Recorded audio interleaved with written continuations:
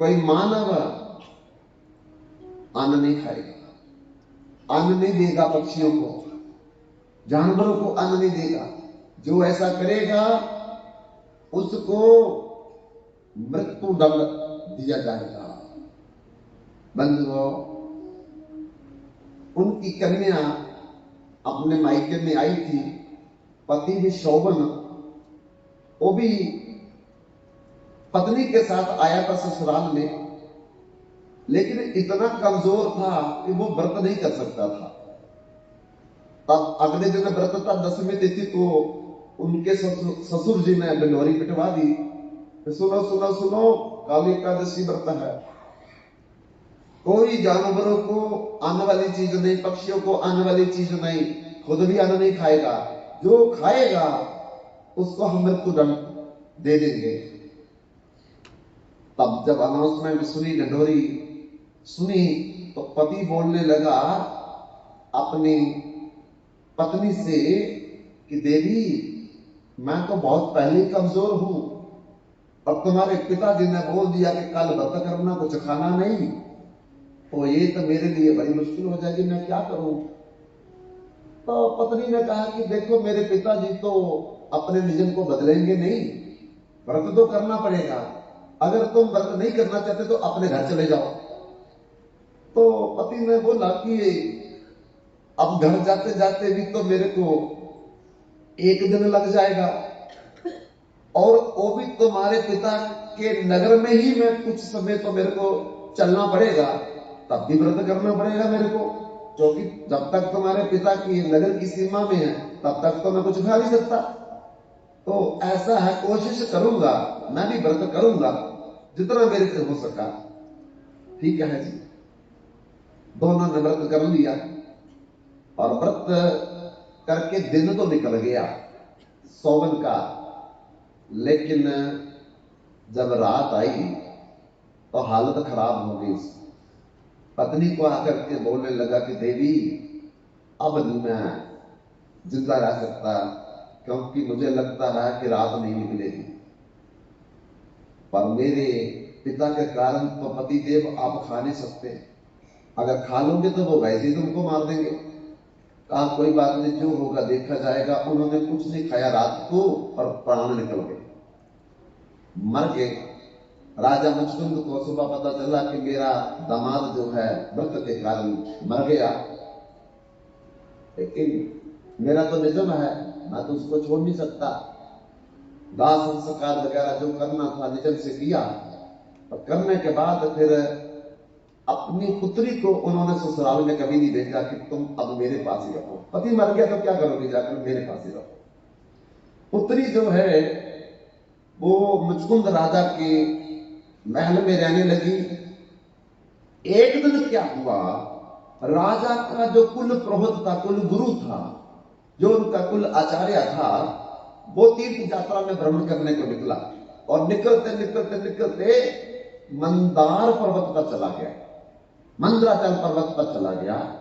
जब मंदराचल पर्वत में वो भ्रमण कर रहा था तो एक बड़ा सुंदर उनको महल दिखाई दिया, और उनके द्वारपाल खड़े हैं।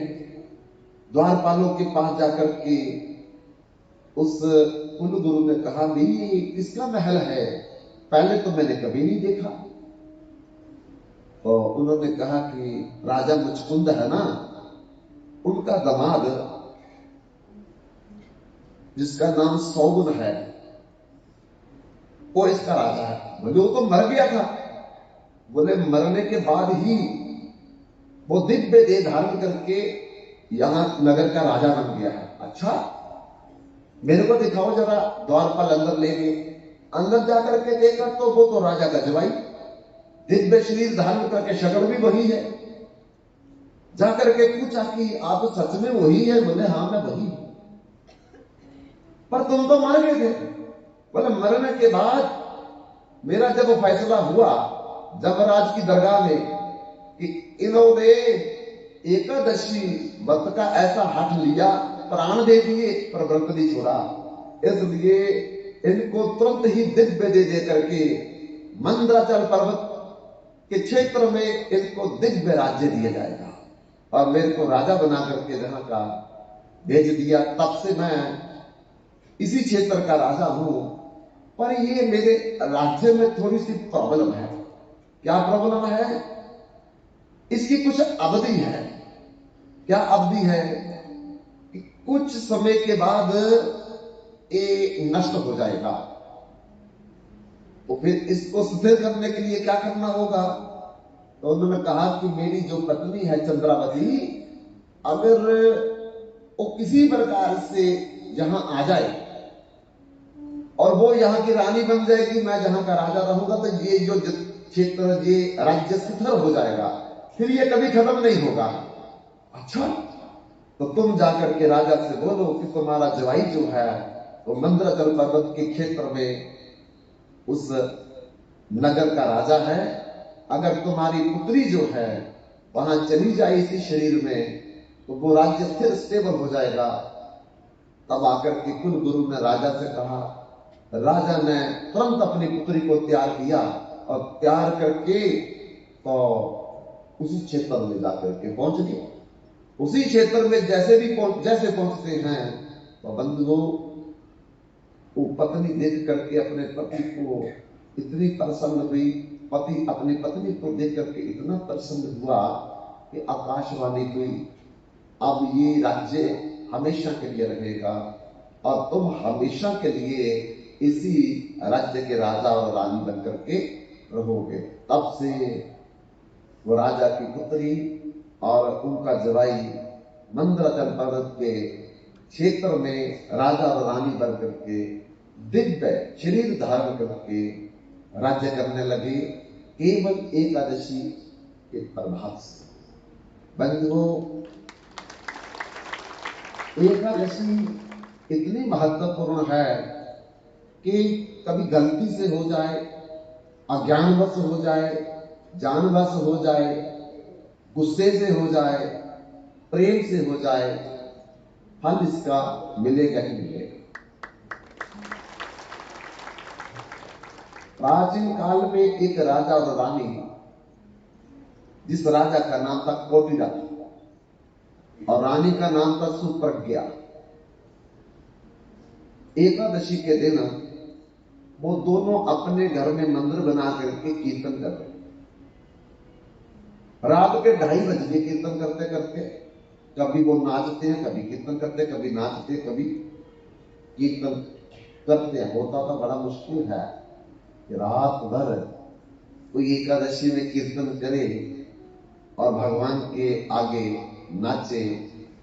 और फिर नाचने वाले को कभी भी जीवन में बांदर बनकर के नहीं नाचना पड़ेगा, ऋषि बनकर के नहीं नाचना पड़ेगा, सर्प बनकर के मदारी के आगे नहीं नाचना पड़ेगा। 84 लाख जन्मों में फिर कभी भी उसको नाचना नहीं पड़ेगा। अगर कोई व्यक्ति एकादशी के दिन भगवान के आगे गा गा करके नाच सकता है।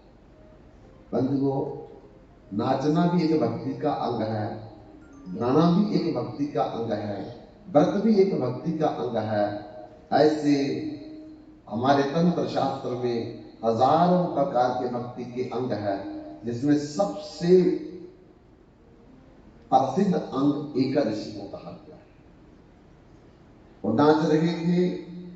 उनके कुल गुरु किसी घर में पूजा करा करके वापस जब देरी रात को आ रहे थे, तो उन्होंने खिड़की से देखा कि राजा और रानी रात को 2:30 बजे नाच रहे हैं, गा रहे हैं। आज कौन सा दिन है जिस कारण ये नाच और गा रहे हैं? तब देखते रहे, अंदर नहीं गए। जब वो थक करके बैठ गए, तब उनके कुलगुरु अंदर गए और राजा और रानी ने जब अपने कुलगुरु को देखा तो दोनों खड़े हो गए, चरण स्पर्श किए और पूछने लगे कि गुरुदेव, इतनी रात्रि को आप हमारे महल में कैसे आए हो? कुल गुरु ने कहा कि राजा और रानी, मैं किसी जजमान की पूजा करवाने गया था, थोड़ी देरी हो गई पूजा में, तो मैं पैदल आ रहा हूं, और मैंने खिड़की में आप दोनों को नाचते गाते देखा और हैरान हो गया। देखता रहा, अब तुम थक करके बैठे हो तो मैं पूछने आया हूं कि आज ऐसा क्यों कर रहे हो। राजा तो चुप रहा, राजा ने कुछ बोला। रानी ने गुरुदेव को कहा मेरे कमरे में आइए। अब गुरु जी को कमरे में ले जा करके आसन दिया, पैरों में खुद बैठ गई, बोलने लगी कि गुरुदेव जबकि ये बात किसी को बताने वाली नहीं है तब मैं फिर भी आपको बताऊंगी। बोलो बेटी क्या बात है। तो कहा कि मैं पिछले जन्म में वैश्या थी। रानी कह रही है, देखो उसको याद आता, मैं पिछले जन्म में वैश्या, बड़े गंदे कर्म की लेकिन। और ये जो राजा है एक किसी व्यापारी का लड़का था, बिगड़ा हुआ, हर दुनिया का नशा करता था, दुराचार करता था। तो घर वालों ने इसे निकाल दिया और निकल करके लोगों के घर में चोरियां करता था। चोरी करते करते अपना गुजारा करते करते एक दिन बारिश हुई, कोई चोरी नहीं लगी तो ये मेरे कोठे के नीचे आकर के थर थर कांप रहा था। मैंने ऊपर से देखा कौन नीचे खड़ा है, तो ऊपर ले आई, आग जलाई, कपड़े इनको बदल करके पहनने को दिए, भोजन दिया, बिस्तर दिया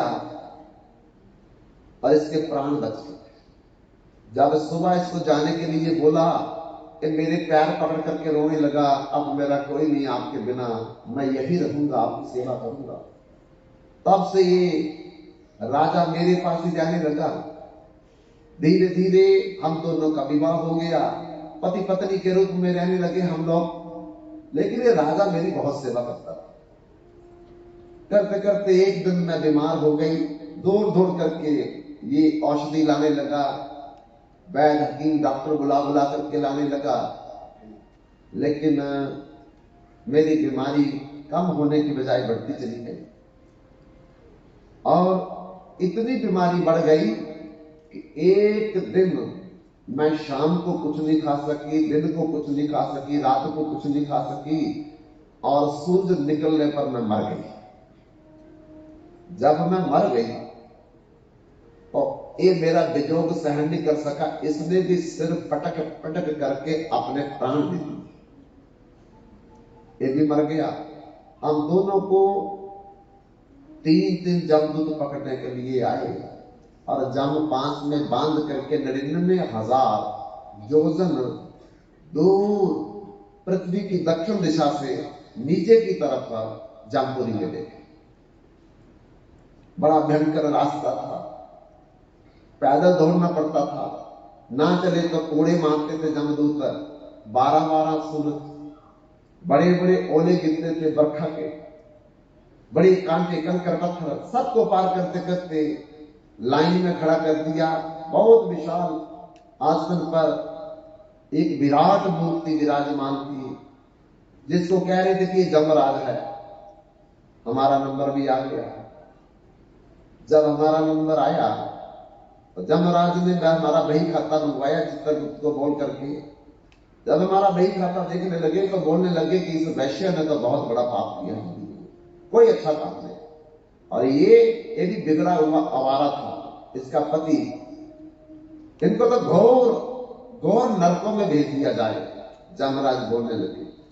पर उसी समय हे गुरुजी मैं झूठ नहीं बोलती, भगवान नारायण गरुड़ विमान पर वहां उपस्थित हो गए और उपस्थित होकर के जमराज ने जब भगवान को देखा कि जमपुरी में आए हैं, उठ करके खड़े होकर के लेट करके प्रणाम किया भगवान को, 4 परिक्रमा की, हाथ जोड़ करके करबद्ध प्रार्थना की, आपका आदेश बोलिए। भगवान ने कहा अरे जिनको तुम नरकों में भेज रहे हो ये नरकों के दंडनियां नहीं, अब तुम्हारे और हमारे बंधनियां हो गए। जमराज ने कहा महाराज इसके तो मेरे खाते में पाप ही पाप लिखा है। बोले कितना भी पाप लिखा हो, कितना भी पाप किया हो, पर इन्होंने मरने से पहले एकादशी का व्रत कर दिया। अब दुनिया में कोई ऐसा पाप नहीं जो एकादशी व्रत करने वाले का जल करके भस्म नहीं होता। इसलिए ये अब शुद्ध हो गए हैं, बंधनीय हो गए हैं। ऐसा करो, इनकी आरती उतारो और फिर गले में दिव्य माला डालो, दिव्य वस्त्र दो, दिव्य स्नान करवाओ, दिव्य इनको भोजन खिलाओ और इनको मेरे विमान पर बिठा करके मैं अब इनको अपने धाम में ले जाऊंगा। देखते ही देखते वो रानी कहने लगी कि गुरुदेव, हमको दिव्य भोजन करवाया, कभी ऐसा भोजन किया नहीं था। दिव्य वस्त्र दिए जिनको धोने की जरूरत नहीं पड़ती थी, दिव्य आभूषण मिले हम लोगों को, दिव्य मालाएं डलवाई गई, आरती की गई और फिर हमको विमान पर बिठा दिया गया। देखते ही देखते भगवान अपने धाम में हम लोगों को ले गए। अब हम भगवान के पार्षद बनकर के वहां रहते थे, बड़े खुश, बड़े आनंद में। एक दिन हम दोनों भगवान के पास जाकर के प्रार्थना करने लगे कि प्रभु, हमको तो पता नहीं था कि एकादशी क्या होती है। एक बिगड़ा हुआ आवारा लड़का, मैं बिगड़ी हुई कन्या वैश्या, लेकिन मरने से पहले हमको पता नहीं एकादशी व्रत हो गया। और जिस प्रभाव से जम राज के बंधनिया हो गए और आपके पार्षद बनकर के धाम में बैठे हैं, लेकिन अभी भी लोगों को तो पता ही नहीं कि एकादशी क्या होती है, एकादशी में क्या करना होता है, एकादशी का व्रत क्या है। तो इसलिए आप कृपा करेंगे तो हमें पृथ्वी पर जन्म दो द्वारा, हम जाकर के लोगों को व्रत के बारे में बोलेंगे, खुद भी व्रत करेंगे। कहते कि गुरुदेव, भगवान ने हमारा निवेदन स्वीकार कर लिया, प्रार्थना स्वीकार कर ली और हमको आशीर्वाद दिया कि जाओ तुम पृथ्वी पर राजा और रानी के नाम से प्रसिद्ध होंगे। राजा का नाम कोटिरथ होगा और रानी तुम्हारा नाम सुप्रज्ञा होगा। और जब तुम चाहोगे तुम्हारे लिए विमान आएगा, तुम विमान पर बैठ करके मेरे धाम में आ सकते हो। तब से गुरुदेव, ये राजा और मैं राजा रानी बनकर के लोगों को एकादशी के दिन कथा सुनाते हैं, बोलते हैं, कहते हैं व्रत के लिए, और खुद भी उस दिन व्रत करते हैं। फिर रात को हम कीर्तन करते हैं, राजा और मैं रानी। तो आज एकादशी है, इसलिए हम लोग नाच भी रहे हैं, भगवान का कीर्तन भी कर रहे हैं, क्योंकि आज एकादशी है। तो बंधुओं, गलती से मरने से पहले अगर कोई इस एकादशी का व्रत करके मर जाता है तो वो जमराज का दंडनीय नहीं, बंधनीय हो जाता है। भगवान का दंडनीय नहीं, भगवान का भी बंधनीय हो जाता है। ऐसे ही बंधुओं, दो दोस्त इकट्ठे रहते थे, पढ़ते लिखते थे, मजदूरी करने लगे। एक बार उन दोनों लड़कों ने एक ठेका लिया काम का कि 1000 डिब्बा किसी सेठ का एक गोदाम से उठा करके दूसरे गोदाम में रखना था। और सेठ ने कहा, अगर तुम एक ही दिन में एक काम करोगे तो डबल पैसा मिलेगा। तब उन लड़कों ने क्या किया, लोभ में आकर के सुबह 4 बजे उठ के कुछ नहीं खाया और काम में लग गए। दिन भर कुछ नहीं खाया, काम करते रहे और रात के काम करते करते 12 बज गए। अब डबल पेमेंट मिल गई उनको, बड़े प्रसन्न हुए, लेकिन थकावट इतनी हो गई, शरीर टूट रहा था, घर में आ नहीं सके वो कुछ खाने के लिए। और वही उनको नींद ने पकड़ लिया। पास में कुछ लोग और भी मजदूर थे, खाना बना रहे थे, उनको उठाया पर वो उठे नहीं, इतनी नींद गहरी में चले गए वो लोग। रात को क्या हुआ, वो जो डिब्बे उन्होंने चिल करके लगाए थे, उनका अपने ही पैर लग गया और पैर लगने से वो डिब्बे हिल गए, सारे डिब्बे उनके ऊपर पड़ गए। बाकी के जो मजदूर थे 40-50 मजदूर, वो भी मर गए दब करके। और वो दोनों लड़के भी कहते हम भी मर गए। मरने के बाद की बात सुना रहे हैं। तो जमदूत आए और एक एक आदमी को 3-3 जमदूत भेजते हैं पकड़ने के लिए। तीन जमदूत क्यों आते हैं? क्योंकि जमदूत तो उसी को पकड़ेंगे ना जो पाप करता है। तो हम तीन तरह के पाप करते हैं। मन से किसी का बुरा सोचना, वाणी से किसी की निंदा करनी, बुरा बोलना, और हाथों से किसी का काम बिगाड़ना। मनसा वाचा कर्मणा, तीन प्रकार से पाप होते हैं।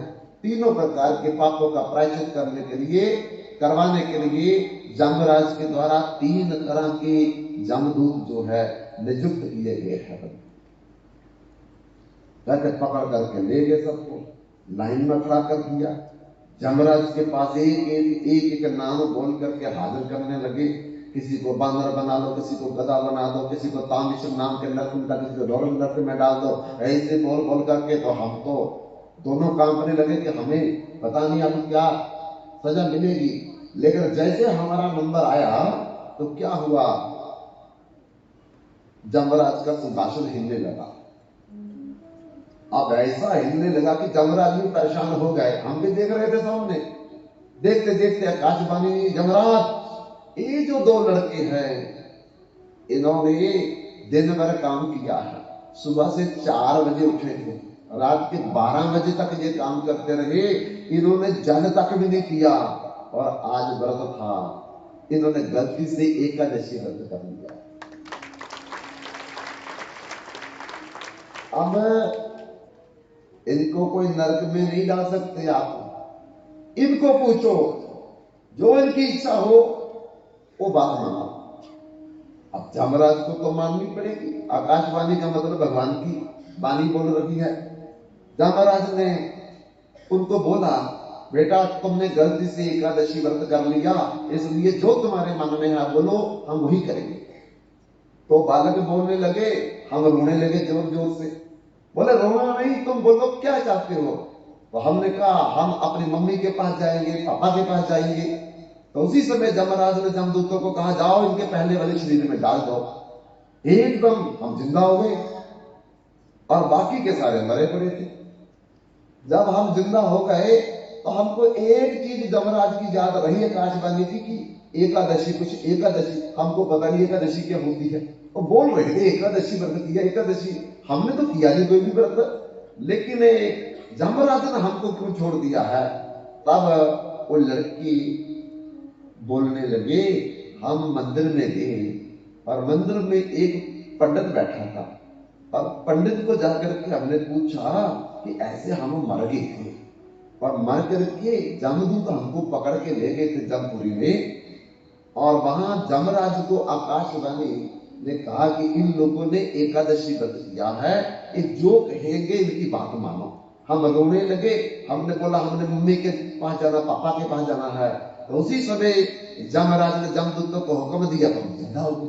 अब ये बताओ कि एकादशी क्या होती है। तब वो ब्राह्मण बताने लगा कि 15 दिन के बाद जब 11वीं तिथि आती है तो उंगली के नाखून दांतों से नहीं काटने।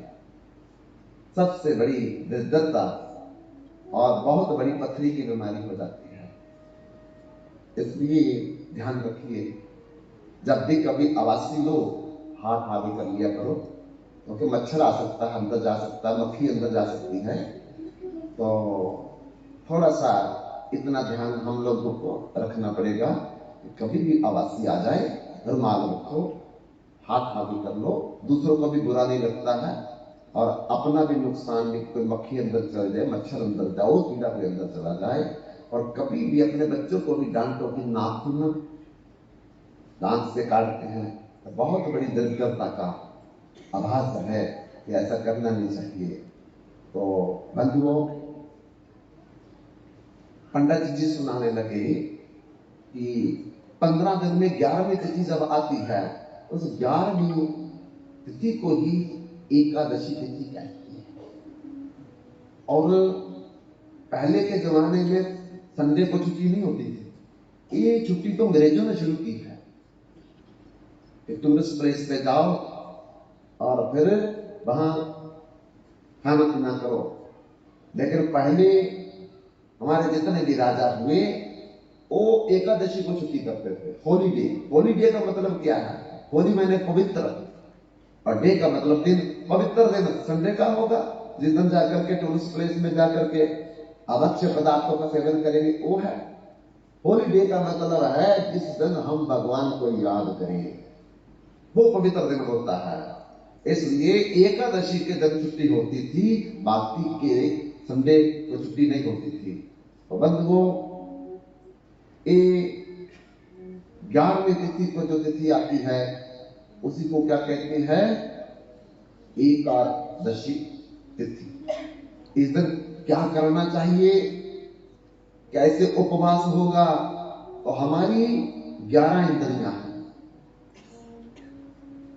5 कर्म इंद्रियां, 5 ज्ञान इंद्रियां, 1 मन, 11 हो गए। तो एकादशी उपवास का क्या मतलब हुआ? एकादशी का मतलब है कि अपनी एकादश इंद्रियां, 11 इंद्रियां उपवास में, उप मैंने नजदीक, वास मैंने रहना, किसके? भगवान की।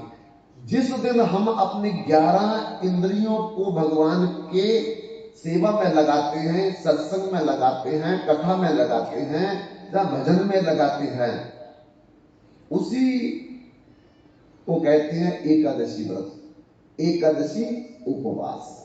अगर हमने व्रत कर लिया तो टीवी के आगे बैठ करके कभी सास भी बहू थी, घर घर की कहानी, तो वो देखते रहे थे, व्रत थोड़ी हुआ। इससे तो अच्छा व्रत ना ही करो। केवल अन्न नहीं खाया और सारा दिन अखबार पढ़ते रहे, सारा दिन ताश खेलते रहे, सारा दिन सोए रहे, ये व्रत नहीं है। व्रत का मतलब है अपने शरीर की अवस्था को देख करके, अगर निराहार रख सकते हो तो निराहार रखो, निर्जल रख सकते हो तो निर्जल रखो, दुग्धाहार रसाहार रख सकते हो तो ऐसा करो, नहीं तो फलाहार करके रखो। कम से कम इतना जरूर करना है कि उस दिन 108 मनके वाली जो माला होती है उसको फेरना चाहिए, 108 मनके वाली। इसीलिए पहले जमाने में एकादशी को छुट्टी होती थी। कैसे? जो लोग मैथमेटिक्स जानते हैं, हिसाब जानते हैं, आप थोड़ा हिसाब लगाना, मैं आपको बताता हूं। देखो, 15 दिन में एकादशी आती है, कृष्ण पक्ष की एकादशी, फिर 15 दिन आगे शुक्ल पक्ष की एकादशी। इसका मतलब 15 दिन में एक तिथि होती है जो एकादशी होती है।